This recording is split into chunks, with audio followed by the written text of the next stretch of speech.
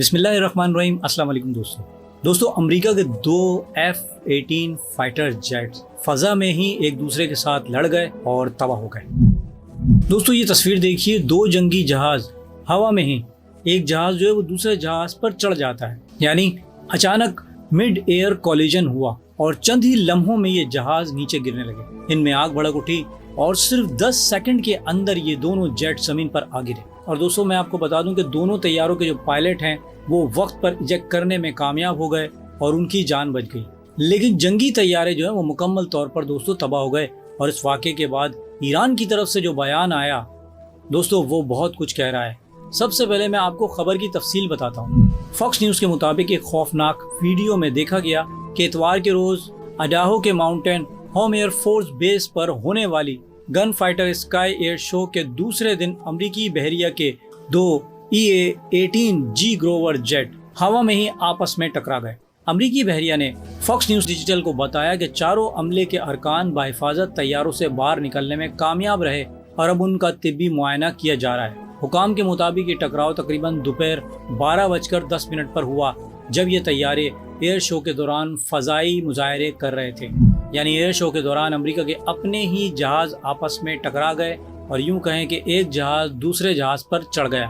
और दोस्तों जो ये तस्वीर आई है वैसे तो बड़ी खौफनाक तस्वीर है, मगर इस जहाज़ों की आपस में टकराव को लेकर दुनिया भर में बहुत सी मेम सामने आ रही हैं। Hey bro, watch your jet. Watch your jet, bro. Watch your jet. Hey bro, watch your jet. Watch your jet, bro. Watch your jet. जबकि दोस्तों मैं आपको बताऊं कि फारस न्यूज़ एजेंसी के हवाले से भी ये लिखा गया है कि दो अमरीकी लड़ाका तैयारों ने एक दूसरे को ही मार गिराया। वाह, असल खबर तो ये है कि हकीकत है कि एक दूसरे पे चढ़ गए और एक दूसरे को ही मार गिराया, ऐसा भी होता है।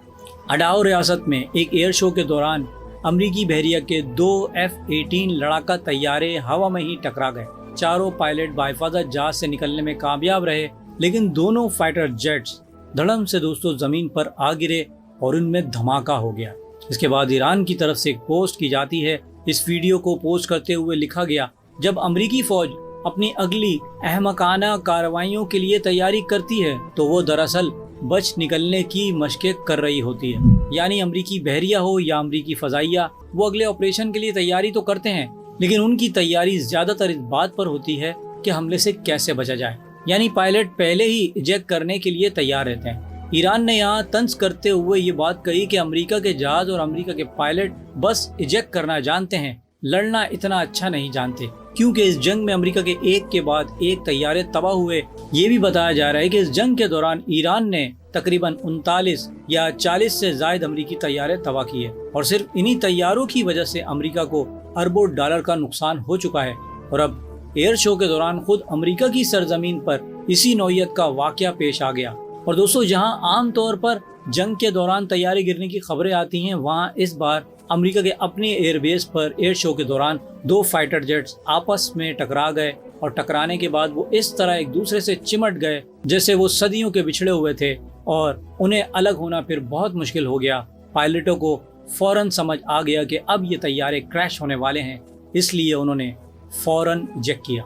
इसके बाद तैयारों में आग लग गई और वो तेजी से गिरते हुए नजर आए। इसके बाद जब तैयारे जमीन पर टकराया तो वहां काला धुआं बहुत बड़े बादल की शक्ल में ऊपर उठता दिखाई दिया और चारों पायलट पैराशूट के जरिए नीचे उतरते हुए नजर आए। जबकि दोस्तों क्रेडल के मुताबिक एक और बात भी सामने आई है कि ट्रम्प एक बार फिर जंग शुरू करने की बातें कर रहे हैं। दोस्तों जरा सोचिए, एक तरफ उनके जंगी तैयारे खुद गिर रहे हैं और दूसरी तरफ डोनाल्ड ट्रम्प अपने अंदाज में जंग की तैयारी कर रहे हैं ताकि ईरान को धमकाया जा सके और उस पर दबाव डाला जा सके। क्रेडल के मुताबिक दोस्तों रहनुमाओं के दरमियान बातचीत के बावजूद ट्रम्प ने एक बार फिर ईरान को मुकम्मल तौर पर तबाह करने की धमकी दी है कि अगर वो अमेरिका की हथियार डालने की शराइत ना माने तो ट्रम्प का कहना है कि उन्हें जल्द से जल्द बहुत तेजी के साथ कुछ करना होगा, वरना उनके पास कुछ भी बाकी नहीं बचेगा। ये बयान दोस्तों ऐसे वक्त में सामने आया जब चंद रोज पहले ये खबरें भी आ रही थी कि अमेरिका और इसराइल ईरान के खिलाफ जंग दोबारा शुरू करने की तैयारी कर रहे हैं। अमेरिका और इसराइल दोनों बड़े पैमाने पर ईरान के खिलाफ जंगी तैयारियों में मसरूफ हैं। मशरिक़ वुस्ता के मुख्तलिफ हिस्सों में अमरीकी जंगी तैयारे तैनात किए जा रहे हैं, ज़रूरी असला और जंगी साजो सामान मुंतकिल किया जा रहा है। तमाम तैयारियां तेजी से मुकम्मल की जा रही हैं और इसके अलावा आबना हुरमस के इलाके में भी अमरीकी बहरिया और मरीन्स घात लगाए बैठे हैं। کہ کب ایران پر حملہ کیا جائے۔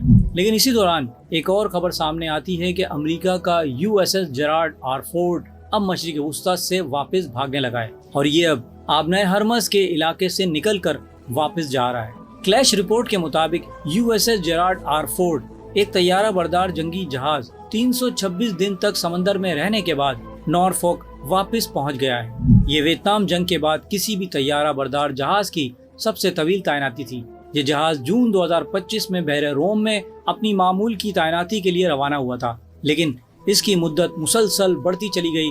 پھر وینزویلا، بحر احمر اور آخر میں ایران سے متعلق آپریشن تک یہ جہاز پہنچا اور پھر اپنے مشن کو درمیان میں ہی چھوڑ کر یہ واپس جا رہا ہے، یعنی جیرارڈ آر فورڈ اپنا آپریشن مکمل کیے بغیر واپس چلا گیا۔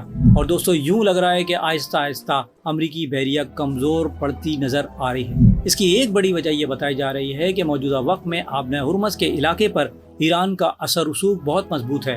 کہا جا رہا ہے کہ وہاں ایک دن میں 15 جہازوں کو گزرنے کی اجازت خود ایران دے رہا ہے، اور ان جہازوں کو یہ بھی بتایا جا رہا ہے کہ انہیں کس راستے سے جانا ہے، اور وہ جہاز واقعی اس راستے سے نکل بھی رہے ہیں، بلکہ ایران کو وہ ٹول بھی دے رہے ہیں اور ادائیگی کے بعد وہاں سے گزر رہے ہیں۔ اس کا مطلب یہ ہے کہ امریکہ جس ناکہ بندی کے لیے وہاں بیٹھا تھا اس سے اب کوئی فائدہ نہیں ہو رہا۔ ایران کے بعض جہاز کو امریکہ روکنے کی کوشش کرتا ہے، لیکن باقی کام ایران اپنے شیڈو فلیٹس کے ذریعے کر رہا ہے، اور اس کے ساتھ ساتھ دوسرے ملکوں کے جہاز بھی اسی راستے سے گزر رہے ہیں، جس سے ایران کی آمدنی مزید بڑھ رہی ہے۔ اسی دوران دوستو ایران کے پارلیمنٹ کے اسپیکر کالیباف کا ایک پوسٹ آتا ہے۔ وہ لکھتے ہیں کہ دنیا ایک نئے عالمی نظام کی دہلیز پر کھڑی ہے۔ جیسے صدر زی نے کہا تھا کہ ایک صدی میں نہ دیکھا جانے والا ایک بڑا تبدیلی کا دور پورے عالم میں تیزی سے پھیل رہا ہے، اور میں اس بات پر زور دیتا ہوں کہ ایرانی قوم کی 70 روزہ مزاحمت نے اس تبدیلی کی رفتار مزید تیز کر دی ہے۔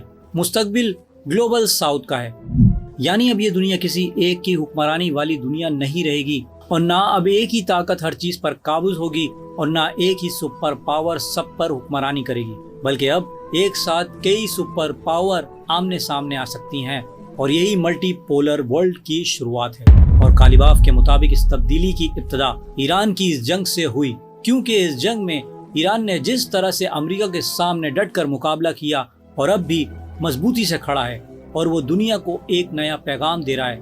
ایران کی اس ثابت قدمی نے امریکہ کو پریشان کر دیا ہے۔ اب امریکہ اپنی تیاریوں کو مزید تیز کر رہا ہے۔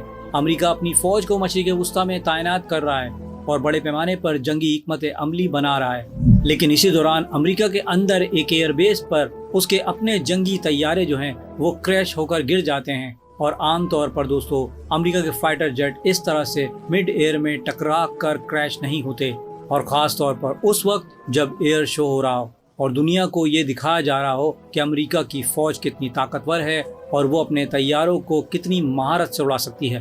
ایئر شو کا مقصد دوستو یہی ہوتا ہے کہ طاقت دکھائی جائے، مہارت دکھائی جائے، ترقی اور ٹیکنالوجی کا مظاہرہ کیا جائے۔ لیکن جب ایسے ایئر شو میں مڈ ایئر کولیجن ہو جائے تو یہ ایک نایاب واقعہ سمجھا جاتا ہے۔